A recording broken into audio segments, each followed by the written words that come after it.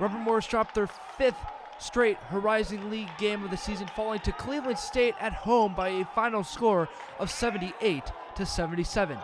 Head coach Andy Toole spoke after the game on how the team fought through the whole 40 minutes. Really proud of the fight that the guys showed for 40 minutes, right? And that from here on out has got to be a non-negotiable.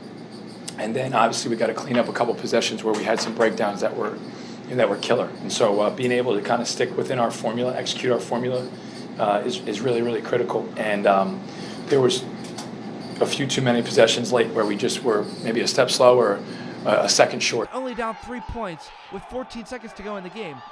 They were looking to tie on the final possession. Instead, Cam Ferris took a layup instead of going for the game-tying 3-point shot attempt.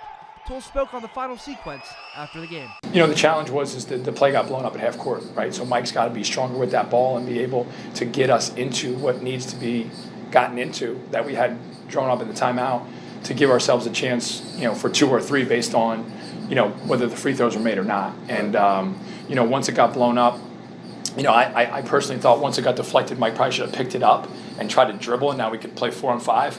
But immediately he picked it up and then tried to throw it to Khalil, and then it was a jailbreak from there. Even though the Colonials fell in this one, there was a lot better effort on the glass. Toole spoke on the team's rebounding effort after the game. You know, we fought like crazy. We dug some out. You know, we needed to dig a few more out down the stretch there. They got a couple offensive rebounds that hurt us.